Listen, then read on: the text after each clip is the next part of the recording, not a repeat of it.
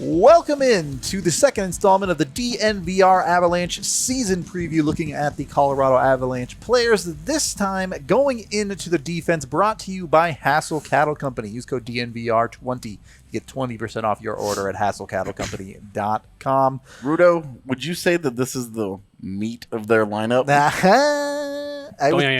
Might be the stiffest competition of the entire NHL, you could say. Nice. Genuinely, though, do believe the Avs have the best defense in the NHL. How crazy is that? After 10, 15 years, they couldn't find defenders anywhere. Mm-hmm. Yep. They kept trying, and then they make the big deal for Erik Johnson. And even Erik Johnson, not to denigrate really Erik a Johnson. number one. Yeah, but Erik Johnson was really overplayed and forced to be a guy he just I'm was sure he'd never say that meant. if you asked him, yeah. And then it was Erik Johnson and Tyson Barrie obviously had his limitations, but then it was just can they get help? Mm-hmm. You had a year where Jan Hayda was really good and effective. You had 3 months of an effective Francois Beauchemin. Yeah. You couldn't even get one full game out of Brad Stewart. They did everything they could. They tried defensemen near and far and big and small and everything. And then one day you just woke up and it was there's Cale Makar, there's Devon Toews, there's Bowen Byram, there's Sam Girard, Erik Johnson, and Josh Manson. 2 guys who were top 4 staples in the prime of their careers are your 5th and 6th defenders?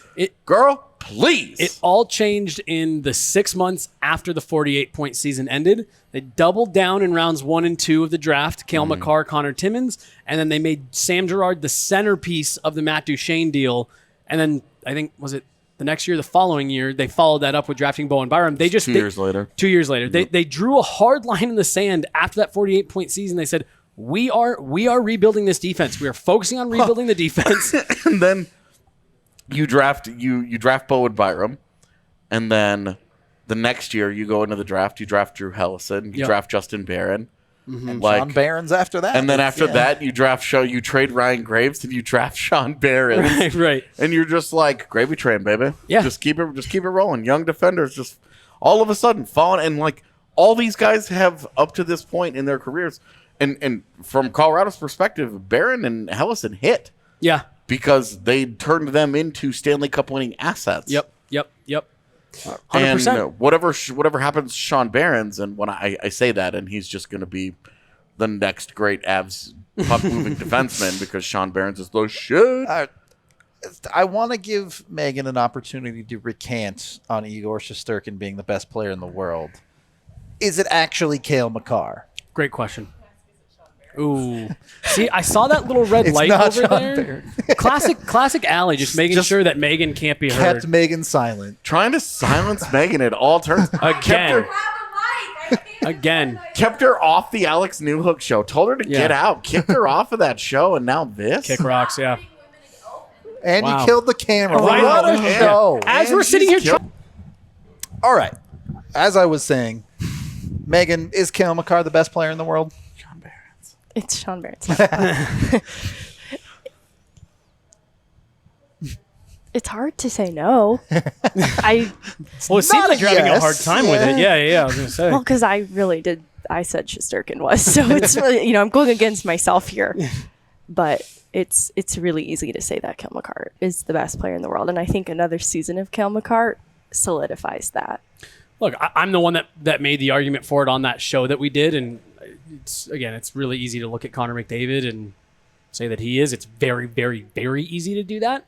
But I will just stand by that. For my money, last year, looking across the NHL for the full season, I didn't see one individual player who impacted all 200 feet of the ice as much as Cale Makar did at elite levels. He was elite defensively. He was an elite puck mover. He was an elite point producer. He killed penalties. He quarterbacked the top power play. He literally did everything that you could possibly ask a skater to do, and he did all of it at an elite level. There wasn't anything where you were like, he's not very good there. So I just, for my money, last year going into this season, it is Cale Makar is the best player on earth. Until Connor McDavid can become an elite defensive forward, I think he'll have a hard time being as impactful on all 200 feet. Yeah. This is the Suck first at Connor McDavid. This is the first player in my life that I've said, maybe a defenseman could win the Hart. Yeah. Like, it's genuinely to that level What? for A Cale Makar. defenseman has won the Hart in your life. Not in the part of it that I can remember. What? You don't remember 2000? No. When Chris Pronger won it? I don't remember 2000 at all. That's more because my brain is broken. But No, but look, we talked last year about every now and then you feel it's this guy's year to win it. I think there's a little bit of that buzz around Cale Makar going into this year for the Hart. I think it's a real possibility. I think he has to start the season as the Norris favorite, right? easily. I feel like there's that feeling around These TVs. the. That's so funny. I feel like the buzz is around Cale Makar winning the Norris for the next few years. Yeah. And it's like on Adam Fox, Roman Yossi, Quinn Hughes, Rasmus Beat him out. Dahlin, Yeah. Look, Miro Heiskanen to take it from when him. you look at it objectively, again, with that same He thought. the king. Sorry? He the king. Right. Like, I know a lot of people thought Roman Yossi was going to win it last year because of the point production, but like, when you're looking at a full body of work, was there, honestly, in any of your opinion, any defenseman that was as good as Cale Makar? If you're including defense, it wasn't close. Yeah, Right. Adam Fox, I think, was pretty similar, but just wasn't as productive. Right. And you're just like, well, Right. Everywhere. Where, okay, like you guys are, you're Adam Fox is right there with him. He didn't score as much. Right, Like, right, well, right. it turns out scoring's pretty valuable in the NHL. So The whole point is to score more points than the other team. And so, yeah, I think there was plenty of defensemen, Victor Hedman, Roman Yossi, Adam Fox, who did a lot of things, maybe did parts of what Cale Makar does at the same level. Yeah. But I didn't see any defenseman last year that took all of that and packaged it as well as Cale Makar did. yeah, and genuinely, nobody really has had the start to a career that Cale Makar has had since Bobby Orr. Yep. Like, we're talking about, like, this guy has a chance. It is not hyperbole to talk about Cale Makar as a top 3 player in the NHL today, arguably the top player in the NHL today. It's not out of pocket to talk about him winning a Hart Trophy, multiple Conn Smythe trophies, and being not just a general. At this point, if his career topped out where Erik Karlsson's did, which was his main comp when he got drafted, it would be a disappointment. Yep.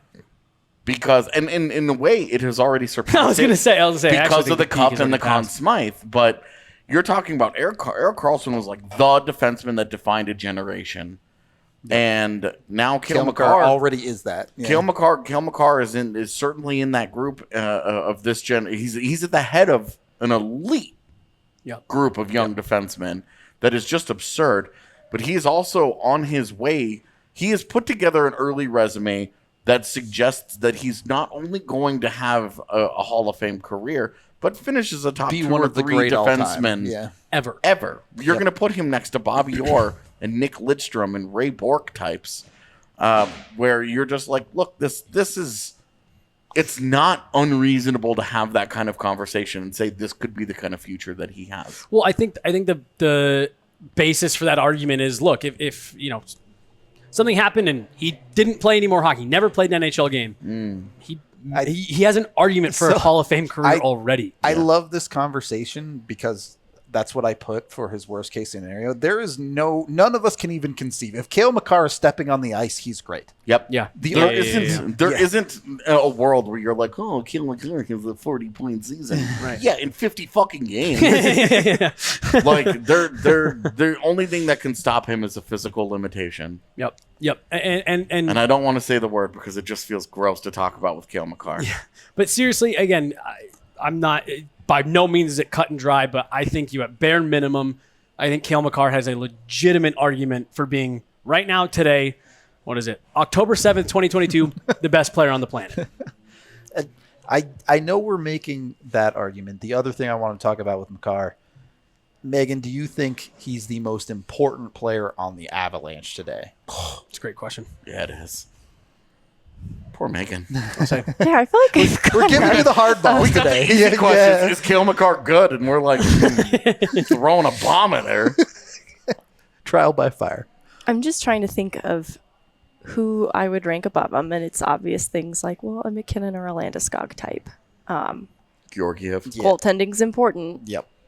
Right. We talk about like having an impact at both ends of the ice, and goaltenders are kind of limited to the impact they have just on their end of the ice, but that impact is weighted so differently. For sure. Look, he could change that if Georgiev skates to the other end of the ice and fights the other goalie. I said goalie goal for Georgiev as a That was her hot like, take. That would be 200 feet. That would be amazing. But it's just everything we've talked about that Cale Makar does so well. Every area of the ice is so important, and I'd like to believe that a lot of the success of the D-Corps has been sort of shaped around the type of player that he is. And I feel like it drives the speed at which they play defensively, and has been why someone like Toews was brought into the organization to sort of complement a player like Makar. So I think it's shaped around him so much too. And there's arguments to be made for some of the forwards that have that kind of impact too, but just everything that he does and represents for the team, I think it's fair to say. I think so. I especially the forward-facing. McKinnon had been the face of this team to a certain extent. Wayne Muskog, obviously, the media-facing thing.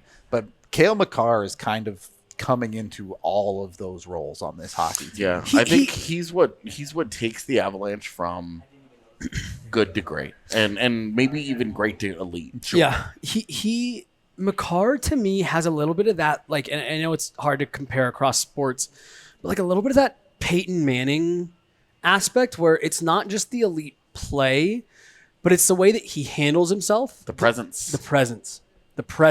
Again, Nathan McKinnon, he's got a different kind of presence. You know what I mean? He's got it's fear-based. I'll go through you, around you, past you, through you, whatever, teammate or otherwise. And Cale Makar just has this calming presence that in, the Darren Helm goal to send the Avs to the Western Conference Final, Cale Makar starts that behind the net. There's 15 seconds. He could have easily, we had to hurry, get up ice. Nope. He waited for his guys to come back and starts the breakout. It's just, there's a never ending calmness to what Cale Makar does, which is so surprising given the level that he plays at. The scariest part of Cale Makar was when somebody tried to physically body him and he looked like the Joker. Well, he got the biggest grin on his face and he was like, this is fun. That's the other part. Doing absurd highlight reel things to poor guys. He fist bumps teammates, and then afterwards when you talk to him, he's like a good Loki. I close my eyes and shot. And you're like, the guys around me help a lot. Yeah, and then but then a guy tries to body him, and he's like, "This is a lot of fun, you guys. This is really great." That's the I other love this part to him, where again you talk about traditional psycho man, puck moving defenseman.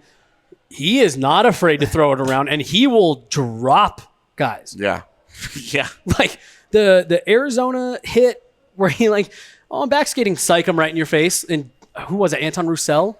And then Stahl against Carolina. Big dude. Yeah. Will you take down a Stahl, brother? Right?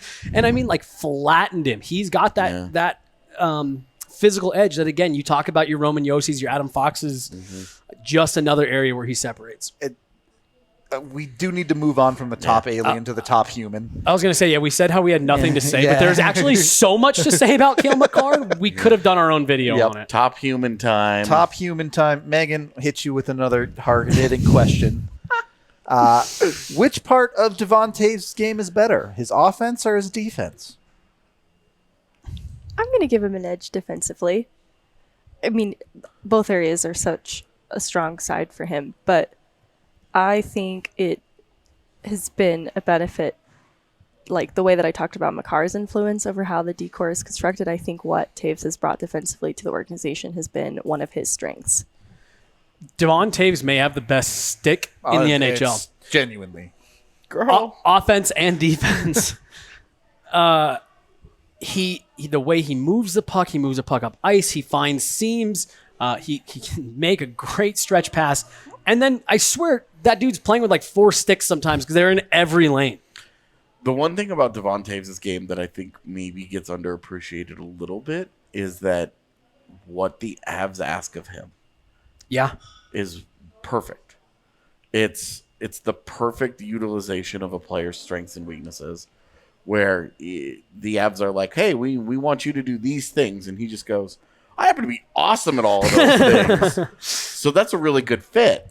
And the way that he fits specifically next to Cale Makar. Now, he elevates every pairing that he's on. You can see that show up statistically when you go and you look at the Wowies and things. You see that Devon Toews raises everyone's results.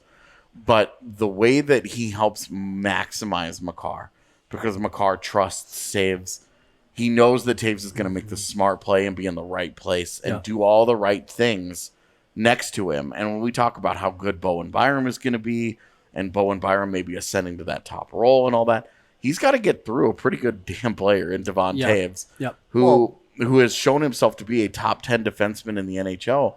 And in defensively, I would agree 100% with Megan. It's defensively where he's really special for the Avs now. Offensively, he does plenty to generate points. He does plenty to find his way. His goal scoring has taken a comical leap since he got to Colorado.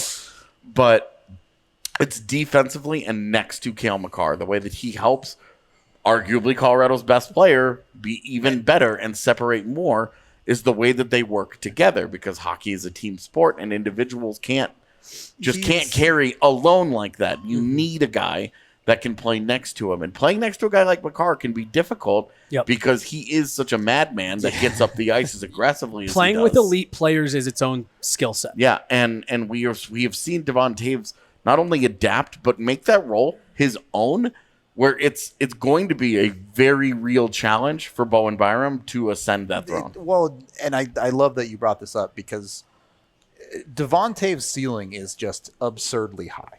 Yeah. He's another one of those guys on these lists where it's like, his worst case really isn't that bad. But theoretically, Devon Toews' worst case, which I put as he falls off the top pairing and settles into a second pairing role for the Avs, could be the best case scenario for Colorado. Yeah. A 35 to 40 point season where he's on your second pairing. Yep. Got to keep that contract down. One, it keeps the contract down. And two, that means that this next guy, Bowen Byram, had himself a season. Can I just real quick? I just want to say this on Devon Toews, and then we can move on to Bo. He's one of those players that you see him, when you're growing up playing hockey, you see guys like this all the time where they're maybe not the most skilled player on the team. They're not the flashiest one. They don't make the biggest plays. But you're like, God, I hate playing that dude because he just doesn't mess up. And that to me is Devon Toews. And that's a little hyperbolic because everyone makes a mistake every now and then. But he's just so reliable. And when you put him out there in almost any situation, you feel confident that, there's a 95% chance he's not going to mess up. Yeah. He's not going to hurt us. He's not going to make a costly mistake. And that is so valuable when you just feel good. Like, he's not going to hurt us. To me, Devon Toews is the defenseman equivalent to Patrice Bergeron. I was going to say, I swear to God, AJ, I swear to God, I was going to say he's kind of like the defensive Patrice Bergeron, but I was like, maybe that's a bit of a leap. 100%, dude. Yeah, because individual skill sets, you look at the tools.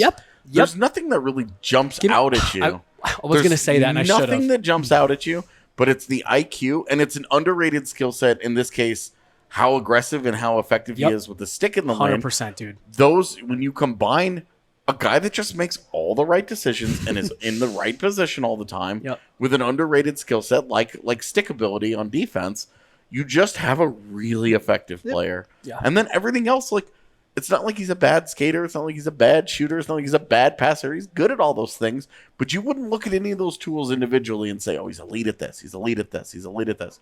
His elite thing is the way that he plays the game. He's really, really good at everything, and that makes him elite. So he's kind of the known quantity on the top pair there, but I would argue the Avs ace in the hole, maybe across their entire lineup this season, is Bowen Byram. Everyone has a Byram. Oh, my God. Get out of here with that take. And look, you can kind of see the allusions to it in his production numbers in the games he did play this season. Was obviously fantastic for Colorado in the playoffs. Yeah, it's funny. His production falls off a little in the postseason. 9 points in 20 games. Yeah. That's the fall off. Oh. Okay. Also hit just 6 posts. Just a 40-point pace. Yeah. It's fine. Yeah, could have had a couple GWGs there. Yep. Inch to the left, inch to the right. I mean, should have had it in Edmonton. Game 4 against Tampa Bay. Oh, yes. The backhander. Yep. Yeah. Bo is a guy I'm really excited about because of what we saw in the playoffs. And again, just being led the Avs in even strength ice time in the Stanley Cup final. Just being around him a bit, Megan, NBD. Being around him a bit, he seems confident. He seems excited.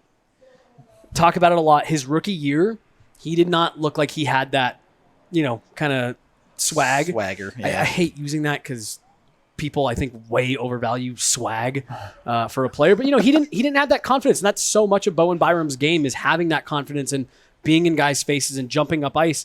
You saw it immediately at the start of last year. You just hope the injuries hold off because I think he really could take a big step. I don't think we've even come close to imagining what the best of Byram looks like. Mm-hmm. Just the flashes of what we saw, especially in the postseason. I think there's such a huge leap he can take and a next level that he unlocks that I don't even know if we're ready for it. I don't even know if I can anticipate it or predict it because of the confidence. I agree that there were points he looked less confident, but I don't think confidence has ever been his greatest issue the way it is for other players. Like, his level of confidence that he operates at is so much higher than other players that even a low confident Byram is still a pretty high confident other player. And so I feel like when he is playing confidently, it is the next level of confidence that does something to his game that makes him so visible and impossible to ignore. Say confidence again. I was just going to say confidence one more time. So, you guys get that reference, right? That's not just me being a dick. Okay. I don't know the reference. Mean Girls. Mean Girls. Oh my God. I actually I guess she does crack. Back to that Blues game. I believe it was the Blues, which the Avs ended up losing the game. But Bowen Byram basically single-handedly dragged the Avs back into a hockey game. The Columbus game? Oh, it was Columbus, Yep. yeah. They force it to overtime and they lose, but it takes a special type of hockey player, especially a defenseman, to take over a game like that in the NHL. That is not something that people just do. Well, it was the one where, he was easily, by a lot, he was the best player on the ice, and then he scores the tying goal to send it into overtime. He scores 2 goals. That's right, yep. And then the one real late from the point. And at that point, that was like the brightest spot of what we had seen happen so far. Yeah, it was a rough start to the year. And then they blew it anyways. But are we sure we want to go all the way to Finland? Yeah. In those same 2 games. But Byram's.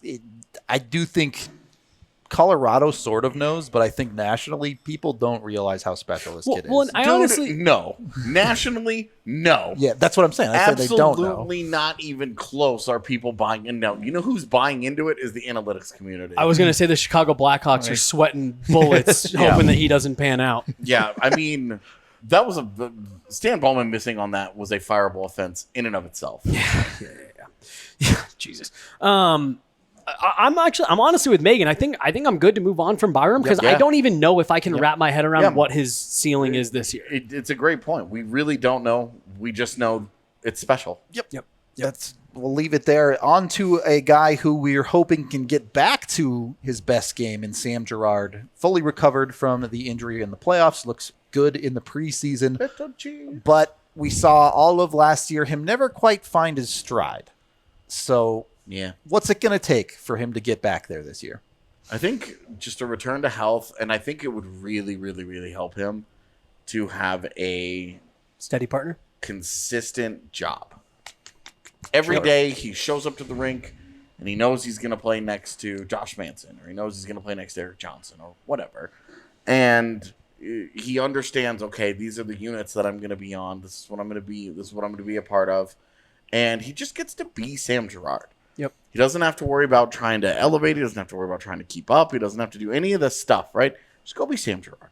Just go be Sam Girard. You're not coming off of a really bad postseason where everybody's eyes are on you all of a sudden. Yep. You're now like the 4th most important guy on that defense. Mm-hmm. Just go be Sam Girard, because the fact that you're the 4th most important guy on that defense is not an indictment of you. No. In any way. It just means that the Avs have the best 4th defenseman in the NHL. Right. I've talked about it with the Golden Knights for their team needing a quiet season. I think that's what Sam Girard needs too. He needs a season where, like you said, he has a consistent role. Go do your thing, and he can just go play every night.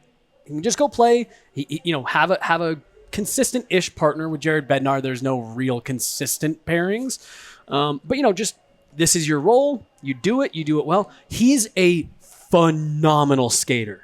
Yeah. He is a truly elite skater. Not the fastest skater, but everything about the technical way that he skates is the footwork is beautiful. Perfect. Yeah, it's basically perfect. Seriously. It's like teach tape where you would just be like, oh, you're trying to learn how to skate. This is the guy that you want to emulate. Yep.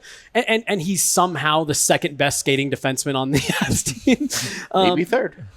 Right. But no, he's such a good defender. He's such a good defender that I don't think he gets enough credit for. His gap control and his stick work is fantastic. Yeah, and people focus on the size and the physicality, and it's like Devon Toews isn't physical with anybody. Right. And see, what I love about the way that Sam Girard plays is he understands he's undersized. Yeah. And he plays a style that kind of takes that out of it as much as you can. But again, he gaps up really well. Unless you're under 6 feet tall. Then he knows. Right, yeah. He's coming for you. In that case, get ready to drop your gloves because he's gonna fight you. But he just he gaps up well. He keeps guys to the outside, and he does it with his skating and his stick work. He gets into lanes, and I just think he does a great job. Yeah, he's gonna get pushed around in front of the net. Yeah, that's the limitation. You live with that. You understand that. It's going to happen. Every single player on the ice, maybe except for Cale Makar, has limitations to their game. You got to live with that with him because you get so much more out of him everywhere else on the ice when he's going. We talked about it on several shows now during this offseason. Sam Girard will be, their third, fourth guy this year. Drop him on 16 teams in the NHL, half of them. He's a top pairing guy tomorrow. Okay. Just get back to BNG. Yeah, it'll be all good, homie. Well, and look, big Sam Girard fan. I think he's very good. Part of the greatness of this Avs defense is, let's say Sam Girard struggles a little bit. Okay, drop him to the bottom pair and move Josh Manson up. Right. Bowen Byram's having an off week. All right, move Sam Girard into that spot, and you can play EJ with him. Well, and Megan, I don't know if you were about to say something, but you and I were talking at practice, I think, last week about how, and again, we've talked about it a bunch. What's also fun about Sam Girard is you found a partner for him in Josh Manson last year. That even if that's maybe not where you start, you kind of know that you have that to go back to because they seem to play off each other well. And look, if your worst case is you end up settling into a third pair of Girard Manson, oh no! Wow, I think you feel great about that. I think it's a very real possibility that we see him paired with Manson and others throughout the course of a game. Yes, that getting mixed up a little bit too. And I think with Girard, I'm so sympathetic to who he is because I think he plays a little bit differently from some of the other defensemen, and his size is a cop-out in how people assess how he plays defense too. But kind of how we talked about Toews. Like Toews, he has such a good mind and vision for hockey, and he has just enough tools to execute. And I think it's kind of similar for Girard. Like, he has a really good eye for the game, and his tools to execute are very specific to things like his skating and his gap control. And as a result, he does that well, but people will point to the mistakes he makes and weigh them differently because he's undersized. And I think that's just a really difficult hand that he's been dealt, because I still think he does the job very effectively, especially if we are talking like a second, third pairing. Right. Well, and all the people that are like, oh, they should trade him. Cool. Go find a replacement level player for Sam Girard. Yeah. What do you trade him for? How do you win that trade? Right. You're giving up a top four defenseman. Yeah. Set and forget at top four defenseman. $5 million. Right. For like 5 more years. Yeah. Like, it's just the idea, and I understand the idea of dealing him isn't about the idea of dealing Sam Girard. It's the cap space. It's a money thing. But again, how does that make you better? Right. And it's the entire value of it. And I've yet to see an argument of how you make that deal and you come out the other side of it a better hockey team. Yep. My last thing on G is he does have the with the skating, it is incredible. Everyone talked when he first got to Colorado, oh, teams will figure out the spin move. I don't get how that's how good of a skater he is. They kind of have, because it doesn't dust guys the way that it used to. But he just does it again a second time, and the guy just goes, oh, shit. Yeah. Well, and the way they figured out to defending it is he just gets free possession of the puck. They hang back so that he can't cut the other way. He's like, cool, well, I'll just skate around you this way. It's open ice for him, and he's such a smart player, and his vision is such a key element to his success that he just exploits it. You give him space, and he just gets it. He understands. And people really undervalue that spin move. That's very hard to do that and come out with speed the other way and protecting the puck. And he does it with, like, he almost looks it off even. Like, his hips are pointed in one direction, he's looking one direction, and suddenly you blink, and he's spun out and he's gone the other way. Yeah. It's funny because I always think about Ovi. You know where the shot's coming from on the power play. You know that's where it's going to be. Doesn't matter. And it doesn't matter. It still goes in. And Girard has a little bit of that with that spin move where you know he's going to do it, and he's just enough of a good skater that can't defend it sometimes. So let's move on to the other guy we were talking about here, the guy the Avs did spend money on the defense, Josh Manson. Obviously, the playoff version of Josh Manson is the one you're hoping for. And really good version of Josh Manson. Yeah, and look, both sides seem super excited about this. He seems like he's going to be a great fit. Is that true for a guy that likely is going to be spending a decent amount of time on a third pairing here in Colorado? Should be a great fit, yeah. His physicality, his, putting him on the PK, his general unpleasantness in the eyes in the eyes of his opposition is an important factor, because the Avs had gotten that reputation as a team that was a little easy to play against. And Josh Manson helped tilt that in the other direction, where, that is a guy that every time that you go in front of the net, you get a stick in your back. You feel it. Yep. You get slashed on the skates. There's punishment for everything that you want to try and do in Josh Manson's general vicinity, because he just doesn't like when opposing players get close to him. Nothing free. And he lets them know that. And it takes a toll. It takes a toll across a game. It takes a toll across a series. Just look at the effect that he had in the Tampa Bay series, where the series clinching goal, what's his face, broke his stick, just slashing Josh Manson because he was just near him. Right. Well, and what was fun about what you got out of Josh Manson, because like you said, it was something that they needed. They didn't necessarily have that element, but he's also not a black hole on the back end. You know what I mean? Like, he's not a complete. He's not going to provide anything else for you. Look, going into the offseason, there were a lot of reports to the point where we almost were kind of even counting on him going back to Anaheim, maybe LA. Mm-hmm. And I think it says something that he ultimately decided to stay here. It says something about the fit. It says something about how he sees his opportunities within the organization. And I think this is just going to be another one. People will hear it when they get to when our top 6 video drops. We talk about Arturi Lehkonen, just being a good enough player and then fitting in really well. Yeah. To me, that I think is where we are hoping to land with Josh Manson. I think they will. He's a good player who does a lot of things well, and a lot of those things he does well, they're just asking him to do here. I also think that the funny, like the dichotomy of Josh Manson, really mean on ice player, really goofy and affable off ice player or off ice human. Mm-hmm. I think that both elements of those were something that they needed, and it was something that they had lost a little bit of with, no Tyson Barrie, no Nikita Zadorov, some of that like the goofiness in your locker room. Like you kind of need a goofball around. Yeah. To help keep things light. A guy that just likes life, likes coming to work every day and shows up and, just sort of brings that levity to the room, because we've seen the Avs in recent years would get really tight when they were struggling. Mm-hmm. And part of it was because they took everything so seriously. Yeah. It wasn't that they cared. It was that they were caring a little too much, and it was detrimental. And Josh Manson brought enough levity, just being a goof troop, just being kind of a sillykin as a human being, that I just think that aspect of it, he brings that to the locker room, but he's mean as hell on the ice. Mm-hmm. and he's hard to play against, and he's miserable, and he did a much better job of limiting the penalties that he was taking, which has always been a big bugaboo for his career. If he can continue that, and he can continue the offensive revival, Josh Manson is going to be a revelation in Colorado. Second, third pairing, wherever he ends up. He'll be their 5th or 6th most used guy, barring any injury issues.